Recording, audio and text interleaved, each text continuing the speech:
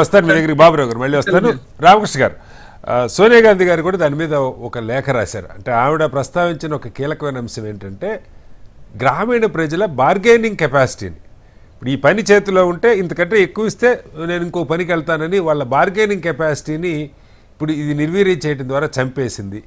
Main ఈ మన్రేగా ద్వారా వచ్చిన పెద్ద లాభం ఏంటంటే అడ్డగోలుగా శ్రమశక్తిని దోచుకోకుండా వాళ్ళకు ఒక ప్రత్యామ్నాయాన్ని చూపిస్తూ వాళ్ళ బేరం ఆడే శక్తిని మన్రేగా పెంచింది. ఇదే మౌలికమైంది. ఇప్పుడు అది పూర్తిగా నష్టపోతారు అని ఆవిడ చాలా అంశాలు లేవనెత్తారు. సరే, పథకం ఎవరు దీనిలో ప్రవేశపెట్టినా 20 ఏళ్ళుగా ఈ రూరల్ ఎకానమీకి ఇది దన్నుగా ఉందన్నది వార్త. ఇప్పుడు కేంద్ర ప్రభుత్వం తీసుకొచ్చిన దానిలో కీలకంగా మీకు అభ్యంతరకరమైన అంశాలు ఏంటి? కటారి గారు, మీకు నమస్కారం సార్. మీకు ప్యానెల్ లో పెద్దలకి, అట్లాగే హెచ్ఎం టీవీ ప్రేక్షకులకి. సార్, ముందుగా ఒక్క నిమిషం పాటు నాకు దీని యొక్క పూర్వాపరాలు, ఇది చట్టం రావడానికి గల కారణం ఒక నిమిషం వివరించిన తర్వాత నేను డీటెయిల్స్ లోకి చెప్పండి. 2002లో అనంతపురం జిల్లాలో తీవ్ర కరువు దుర్భిక్షం ఉన్న సమయాల్లో రైతులు ఆత్మహత్య, దాదాపు 87 మంది రైతులు పైగా ఆత్మహత్య చేసుకొని చనిపోతారు. సోనియా గాంధీ గారిని ఆనాటి సిఎల్పి లీడర్ గా ఉన్న మన రాజశేఖర రెడ్డి గారు, తర్వాత పిసిసి ప్రెసిడెంట్ గా ఉన్న ఎం సత్యనారాయణరావు గారు, అట్లాగే అక్కడ నాయకులుగా ఉన్న రఘువీరారెడ్డి గారు, అనంతపురం జిల్లాలో వాళ్ళు కొంత డబ్బుని ప్రజల దగ్గర నుంచి భిక్షాటం ద్వారా పోగు చేసి ఆ రైతులకి, చనిపోయిన రైతు కుటుంబాలకు అక్కడ ఇచ్చి అనంతపురం జిల్లా పరిస్థితిని కొంత ఆమెకి వివరించి చెప్పడం జరిగింది సార్. తర్వాత 2004లో ఏప్రిల్ నెలలో ఎన్నికల సమయంలో ఆవిడ మళ్ళీ అనంతపూర్ జిల్లాకు వచ్చినప్పుడు సమయం తీసుకొని అదే అనంతపూర్ జిల్లా గార్లదిన్నె మండలం మార్తాడు అనే గ్రామానికి తీసుకెళ్లడం జరిగింది సార్ సోనియా గాంధీ గారు. మార్తాడు అనే గ్రామానికి తీసుకెళ్లినప్పుడు ఎందుకు తీసుకెళ్లారు అంటే అక్కడ వలసల పరిస్థితి ఎట్లా ఉంది అని ఆమెకు వివరించడం కోసం అక్కడ తీసుకెళ్లినప్పుడు, అంటే ఏప్రిల్ మే నెల తీవ్రమైన ఎండలు, బట్ స్టిల్ ప్రతి ఇంటిని ఆమెకి తిప్పి చూపించడం జరిగింది. మోర్ దెన్ 60% ఇల్లులు తాళాలు వేస్తున్నాయి సార్. మిగిలిన వాళ్ళలో ఉన్నా కూడా వేది పనికి వెళ్ళలేక పట్టణాల్లోకి వలసెళ్ళి పని చేయలేని వయోవృద్ధులు ఎవరన్నా ఉన్న, తల్లిదండ్రులు ఎవరైనా ఉంటే వాళ్ళు, లేకపోతే చిన్న పిల్లలతో ఉన్న ఆడవాళ్ళు తప్ప మనకి అక్కడ పని చేయగలిగిన ఉన్న మగవాళ్ళు ఎవరు, మిగిలిన 40% ఇళ్లలో మనుషులు కనపడాలి అక్కడ ఎవరు. సో అటువంటి పరిస్థితుల్లో ఆ రోజు సోనియా గాంధీ గారు కళ్ళు చెమర్చిన పరిస్థితి ఆ గ్రామంలో తిరిగి చూసినప్పుడు, సో అక్కడే ఆమె చెప్పడం జరిగింది, ఈ వలసను నివారించడానికి మనం ఖచ్చితంగా ఏదో ఒక ప్రోగ్రామ్ మనం గనక అధికారంలోకి వస్తే తీసుకోవాలి అని ఆమె 2004 ఏప్రిల్లో చెప్పడం జరిగింది.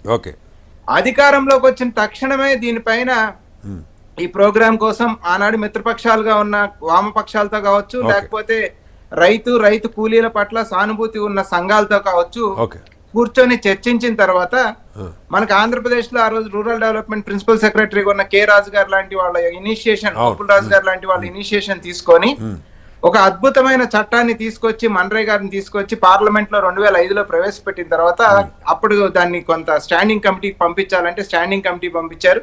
ఏది ఏమైనప్పటికీ అంతా అప్రూవ్ అయి వచ్చిన తర్వాత ఫిబ్రవరి 2వ తారీఖు అనంతపురంలోనే స్టార్ట్ చేశారు. 2006లో అనంతపురంలో బండ్లపల్లి గ్రామంలో స్టార్ట్ చేయడం జరిగింది సార్. ఆనాటి ప్రధానమంత్రి మన్మోహన్ సింగ్ గారు అండ్ సోనియా గాంధీ గారు అక్కడ వచ్చి దాన్ని స్టార్ట్ చేయడం జరిగింది. ఇక్కడ 2 విషయాలు బాగా గమనించాలి. రెనౌండ్ ఎకనమిస్ట్ మన్మోహన్ సింగ్ గారు, అంటే ఇది చేయడం వల్ల ఆర్థిక పర్యవసానాలు ఎలా ఉంటాయి, దీని యొక్క మంచి చెడ్డలు ఏమిటి అని అంచనా వేయగలిగిన శక్తి కలిగిన ప్రధానమంత్రి, ఆ ప్రజల యొక్క కష్టాలు, ప్రజల యొక్క ఇబ్బందులు కంటితో చూసి ఓకే సెంటిమెంటల్ గా కనెక్ట్ అయ్యారా, లేకపోతే ఆ బాధ తీర్చడానికి ఆ ప్రజల యొక్క బాధని అర్థం చేసుకున్నారా, ఇది ఒక ఆస్పెక్ట్. అర్థం చేసుకోవడంతో పాటు ప్రభుత్వం దాన్ని భరించగలిగి సస్టైన్ చేయగలిగిన పథకం అయి ఉండాలి. అంటే ఒక పక్కన ఎకనామిక్స్ట్ గా ఉన్న మన్మోహన్ సింగ్ గారు, ఆ బాధని అర్థం చేసుకున్న నాయకురాలుగా సోనియా గాంధీ గారు, and at the same time with the support of కమ్యూనిస్టులు. సో దీన్ని, ఈ స్కీమ్ ని లాంచ్ చేసి 20 సంవత్సరాల పాటు దిగ్విజయంగా నడిపించడం జరిగింది. అది 2014లో ఇందాక మన బాబురావు గారు చెప్పినట్టు 2014లో మన్మోహన్ సింగ్ గారు వచ్చి నరేంద్ర మోడీ గారు అధికారంలోకి వచ్చిన నాటి నుంచే దీన్ని ఎట్లా ఎత్తివేయాలి అని తను తీవ్ర ప్రయత్నం చేయడం జరిగింది. దానికి ఉదాహరణ పార్లమెంట్ లో అతను ఇచ్చిన స్పీచ్. 60 సంవత్సరాల स्वतंत्र भारतदेशम लो आज भी गड्ढे खोदने के लिए एक स्कीम लाया गया है। मैं डोल पीटते हुए गाना बाजे के साथ इसको मैं बोलते ही रहूंगा అన్నాడు. అంటే చాలా చిన్నగా చాలా హేళన చేస్తూ చాలా అవమానకరంగా ఈ పథకం గురించి మాట్లాడినప్పుడు ఆ 10 ఏళ్లలో అంటే నేను 2006 నుంచి 2014 వరకు చెప్తున్నా సార్. సో ఆ 8-9 ఏళ్లలో ఆ స్కీమ్ అమలు యొక్క తీరు పట్ల ప్రపంచ బ్యాంకు గాని నోబెల్ లారెట్స్ గా ఉన్న ప్రపంచంలో ఉన్న ఎకనామిస్టులు గాని దీన్ని ప్రపంచం మొత్తానికి డెవలపింగ్ కంట్రీస్ కి ఈ స్కీమ్ యొక్క ట్రాన్స్పరెన్సీ, ఈ స్కీమ్ యొక్క అద్భుతమైన ఆలోచన విధాన్ని మీరు ఇది అమలు చేయండి అని సజెస్ట్ చేసే పరిస్థితిలో అంత అద్భుతంగా చేయగలిగింది ఆనాటి యూపీఏ ప్రభుత్వం. సో అంటే ప్రపంచం యొక్క దృష్టిని మన వైపు తీసుకోగలిగాం. అంత మంచి పథకాన్ని పార్లమెంట్ లో ఆహ్వానం చేశారు నరేంద్ర మోడీ గారు. బహుశా అతని యొక్క క్యాపిటలిస్టిక్ మైండ్ సెట్ అయి ఉండొచ్చు, దాన్ని ఏదైనా పక్కన పెడతాం. సరే, వీళ్ళు వచ్చిన తర్వాత దాన్ని మళ్ళీ ఏదో మార్పులు చేద్దామని మళ్ళీ స్టాండింగ్ కమిటీకి పంపించినప్పుడు వీళ్ళకి కూడా స్టాండింగ్ కమిటీ ఏం రిఫర్ చేసిందంటే 100 రోజుల నుంచి 150 రోజులకు పెంచండి అని వీళ్ళ హయాంలో కూడా రిఫర్ చేయడం జరిగింది. సరే, 125 రోజులు చేశారా లేకపోతే దానికి సంబంధించి 25 రూపాయలు 20 రూపాయలు పెంచారా అనేది పక్కన పెడితే యాక్చువల్ గా ఇది ప్రజలకి హక్కు సార్. నాకు పని లేదు, నాకు పని కల్పించండి అని నా గ్రామ సభ దగ్గరికి వెళ్ళి నేను అడిగితే నాకు ఖచ్చితంగా ఆ గ్రామ సభ నాకు పని కల్పించాలి. సో అది నా హక్కు. ఇవాళ ఆ హక్కును తీసేసి మీరు 125 రోజులు చేసిన తర్వాత గత 4-5 సంవత్సరాల వీళ్ళ యొక్క పనితనాన్ని గనక మనం తీసుకుంటే యావరేజ్ గా 50 రోజులకు మించి వీళ్ళు పని దినాలు కల్పించలేకపోయింది సార్ ఈనాటి నరేంద్ర మోడీ నేతృత్వంలోని ఎన్డీఏ ప్రభుత్వం. సో హక్కుగా ఉన్న తరుణంలోనే వీళ్ళు 50 రోజులకి మించి పని కల్పించలేనప్పుడు ఇక హక్కును తీసేసిన తర్వాత అర్థం చేసుకోవాలి.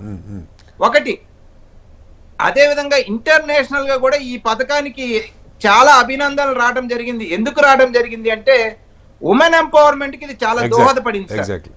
అంటే మనకి అక్కడ రూరల్ ఏరియాస్ లో మామూలుగా సహజంగా పొలాల్లో కూలికి వెళ్ళినప్పుడు ఆడవాళ్ళకి మగవాళ్ళకి కూలీ రేటు తేడా ఉంటుంది సార్. బట్ వేరాస్ ఈ మన్రేగా స్కీమ్ లో ఆ వ్యత్యాసం లేదు. సో అటువంటి తరుణంలో ఉమెన్ ఎంపవర్మెంట్ కూడా చాలా లేదు, వాళ్ళ ఊర్లోనే ఇంటి దగ్గర పని చూసుకుంటూ ఈ పని చేసుకోవడానికి ఉపయోగపడింది వాస్తవంగా. Yes sir.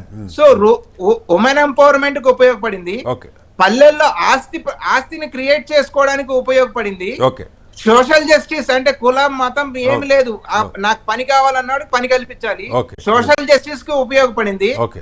So in all ways and all means and all sections అన్ని రకాలుగా ఇది అద్భుతంగా ఉపయోగపడిన ఈ పథకాన్ని ఇవాళ నీరు గార్చడం అనేది ఏంటంటే మనం గమనిస్తే రైతు కూలీలు, వ్యవసాయం ఇదేది కూడా పూర్తి స్థాయిలో కార్పొరేటీకరణ చేసి దీన్ని కూడా తన యొక్క మిత్రులకి అప్పచెప్పారు. ఒక్క నిమిషం సార్, ఇది ఒక్క మాట చెప్పి నేను కంక్లూడ్ చేస్తాను sir. So all sorts of resources in the country, ఏ రకమైన రిసోర్స్ అయినా సరే చివరికి ఇప్పుడు హ్యూమన్ రిసోర్సెస్ దగ్గరకు కూడా వచ్చారు. ఇది మొత్తం కూడా దోచిపెట్టాలి అనే ఒక దురుద్దేశంతో తీసుకొచ్చారు. తర్వాత మహాత్మా గాంధీని 80 ఏళ్ల వయసులో మహాత్మా గాంధీ భౌతికంగా ఉండటానికే ఇష్టపడని వాళ్ళు ఇక మహాత్మా గాంధీ పేరు ఒక పథకానికి ఉంది అంటే ఇష్టపడతారు అంటే దాని మాత్రం ఆశ్చర్యం. ఓకే సార్, మళ్ళీ వస్తాను.